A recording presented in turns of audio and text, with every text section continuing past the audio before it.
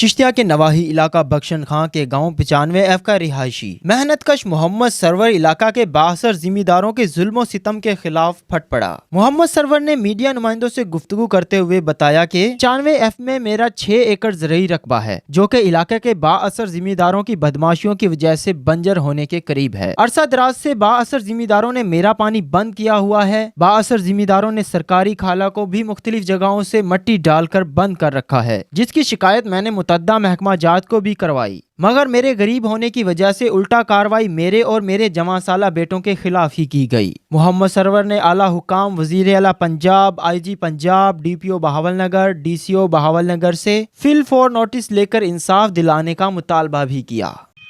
जनाब है नाल मेरा रकबा है साइड ते मेरा मंजूर शुदा खाला आ जिहड़ा कि शुरू तो ਜਦੋਂ ਤੋਂ ਰਕਬੇਬਾਦ ਹੋਇਆ ਉਸ ਦਿਨ ਤੋਂ ਲੈ ਕੇ ਰਕਬਾ ਮੇਰਾ ਖਾਲਾ ਮਨਜ਼ੂਰਸ਼ੁਦਾ ਹੈ, ਜਿਹਦੇ ਵਿੱਚ ਕੋਈ ਨੱਕਾ ਮਨਜ਼ੂਰਸ਼ੁਦਾ ਨਹੀਂ ਹੈਗਾ। ਜਿਹੜੇ ਨੱਕੇ ਸਾਹਮਣੇ ਨਜ਼ਰ ਆ ਰਹੇ ਆ ਇਹ ਨੱਕੇ ਜਿਹੜੇ ਆ ਗੈਰ ਕਾਨੂੰਨੀ ਨੱਕੇ, ਇਹਨਾਂ 'ਚ ਕੋਈ ਨੱਕਾ ਮਨਜ਼ੂਰ ਨਹੀਂ ਹੈਗਾ। ਤੇ ਜਨਾਬ ਮੇਰਾ ਇਹਨਾਂ ਨੇ ਪਾਣੀ ਬੰਦ ਕੀਤਾ ਹੈ, 4 ਵਾਰੀਆਂ ਹੋ ਗਈਆਂ ਮੇਰਾ ਪਾਣੀ ਨਹੀਂ ਲੱਗਣ ਦਿੰਦੇ। ਫਰੀਕ ਮਹਿਕਮਾ ਨਹਿਰ, ਮਹਿਕਮਾ ਮਾਲ ਤੇ ਪੁਲਿਸ ਨਾਲ ਸ਼ਾਮਲ ਆ। ਇਹਨਾਂ ਨੇ ਮੇਰਾ ਖਾਲਾ ਦੇਖ ਲਓ ਸਾਹਮਣੇ ਮੇਰਾ ਖਾਲਾ ਬੰਦ ਕੀਤਾ ਹੋਇਆ ਤੇ 4 ਵਾਰੀਆਂ ਹੋ ਗਈਆਂ ਮੈਨੂੰ ਟਿਊਬਵੈੱਲ ਚਲਾ ਕੇ ਮੈਂ ਆਪਣੀ ਫਸਲ ਪਾਲਦਾ ਪਿਆ ਤੇ ਨਾ ਮਹਿਕਮਾ ਨਹਿਰ ਸੁਣਦੇ ਆ, ਨਾ ਪੁਲਿਸ ਸੁਣਦਾ, ਨਾ ਮਹਿਕਮਾ ਮਾਲ, ਕੋਈ ਬੰਦਾ ਮੇਰੀ ਗੱਲ ਤੱਕ ਨਹੀਂ ਸੁਣ ਰਿਹਾ। ਤੇ ਜਨਾਬ ਮੈਨੂੰ ਇਹ ਅਰਸਾ ਦਰਾਜ਼ ਤੋਂ ਸਾਡਾ ਸਨ 2009 ਤੋਂ ਮਾਮਲਾ ਉਲਝਿਆ ਹੋਇਆ, ਜਿਹੜਾ ਅੱਜ ਤੱਕ ਕਿਸੇ ਨੇ ਹੱਲ ਨਹੀਂ ਕੀਤਾ। ਹੱਤਾ ਕਿ ਉਹਦਾ ਰਿਜ਼ਲਟ ਇਹ ਨਿਕਲਿਆ ਕਿ ਸਾਡੇ ਖਿਲਾਫ ਝੂਠੀਆਂ FIR ਹੋਈਆਂ ਤੇ ਮੇਰੇ ਬੇਟਿਆਂ ਤੇ ਵੀ FIR ਝੂਠੀ FIR ਕੀਤੀ ਆ, ਮੇਰੇ ਤੇ ਵੀ FIR ਝੂਠੀ ਕੀਤੀ ਹੋਈ ਆ ਤੇ ਪਾਣੀ ਵੀ ਸਾਡਾ ਰੁਕਿਆ ਹੋਇਆ। 4 ਵਾਰੀਆਂ ਹੋ ਗਈਆਂ ਸਾਡਾ ਪਾਣੀ ਨਹੀਂ ਲੱਗਣ ਦਿਆ। ਤੇ ਜਨਾਬ ਮਿਹਰਬਾਨੀ ਫਰਮਾ ਕੇ ਸਾਡੇ ਤੇ ਕੋਈ ਰਹਿਮ ਕਰਮ, ਸਾਡੇ ਹਾथ ਤੇ ਕੋਈ ਰਹਿਮ ਕਰਮ ਕੀਤਾ ਜਾਵੇ ਕਿ ਸਾਡਾ ਪਾਣੀ ਕਮ ਸੇ ਕਮ ਸਾਡਾ ਪਾਣੀ ਤਾਂ ਲੱਗਣਾ ਚਾਹੀਦਾ ਨਾ। ਜਨਾਬ ਮੇਰਾ 6.5 ਏਕੜ ਰਕਬਾ ਆ, 6.5 ਏਕੜ ਰਕਬਾ ਪਾਣੀ ਨਾ ਲੱਗਣ ਦੀ ਵਜ੍ਹਾ ਨਾਲ ਸਾਰੀ ਮੇਰੀ ਫਸਲ ਖੁਸ਼ਕ ਹੋ ਗਈ ਆ। ਪੱਠਿਆਂ ਮਾਲ ਦਾ ਚਾਰਾ ਤੱਕ ਮੁਯੱਸਰ ਨਹੀਂ ਹੈਗਾ। ਜਨਾਬ ਮੇਰਾ ਕੋਈ ਮਹਿਕਮਾ, ਕੋਈ ਬੰਦਾ ਮੇਰੀ ਗੱਲ ਨਹੀਂ ਸੁਣਦਾ ਤੇ ਮੈਨੂੰ ਇਨਸਾਫ ਦੀ ਜ਼ਰੂਰਤ ਆ। ਇਨਸਾਫ ਫਰਾਹਮ ਕੀਤਾ ਜਾਵੇ।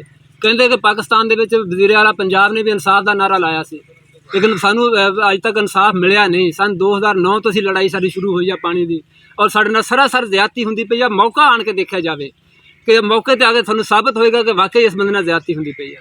ਸਨ 2009 ਦਾ ਉਲਝਿਆ ਹੋਇਆ ਮਾਮਲਾ, ਅੱਜ ਤੱਕ ਅਸੀਂ ਕੋਈ ਹਜ਼ਾਰਾਂ FIR ਭੋਗ ਚੁੱਕੇ ਹਾਂ, ਹਜ਼ਾਰਾਂ ਲੱਖਾਂ ਰੁਪਏ ਖਰਚ ਕਰ ਚੁੱਕੇ ਹਾਂ, ਲੇਕਿਨ ਸਾਡੀ ਅੱਜ ਤੱਕ ਕਿਸੇ ਨੇ ਗੱਲ ਤੱਕ ਨਹੀਂ ਸੁਣੀ। ਮੇਰੀ ਜਨਾਬ ਫਸਲ ਦੇਖੋ, ਸਾਰੀ ਫਸਲ ਸੁੱਕ ਕੇ ਤਬਾਹ ਹੋ ਗਈ ਆ, ਮਾਲ ਦੇ ਪੱਠੇ ਤੱਕ ਮੁਯੱਸਰ ਜੀ।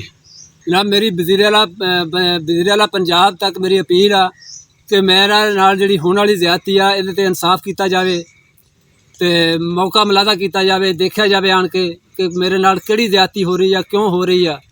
ਮੇਰਾ ਪਾਰਟ ਪਲਾਨ ਦੇ ਮੁਤਾਬਕ ਮਨਜ਼ੂਰਸ਼ੁਦਾ ਖਾਲਾ ਜਿਹੜਾ ਬੰਦ ਕੀਤਾ ਹੋਇਆ, ਮੇਰੀ ਰਿਕੁਐਸਟ ਆ, ਮੇਰੀ ਅਪੀਲ ਆ ਕਿ ਵਜ਼ੀਰ ਆਲਾ ਪੰਜਾਬ ਇਸ ਚੀਜ਼ ਦਾ ਨੋਟਿਸ ਲੈਣ ਤੇ ਮੇਰੀ ਹੱਕਰਸੀ ਕੀਤੀ ਜਾਵੇ।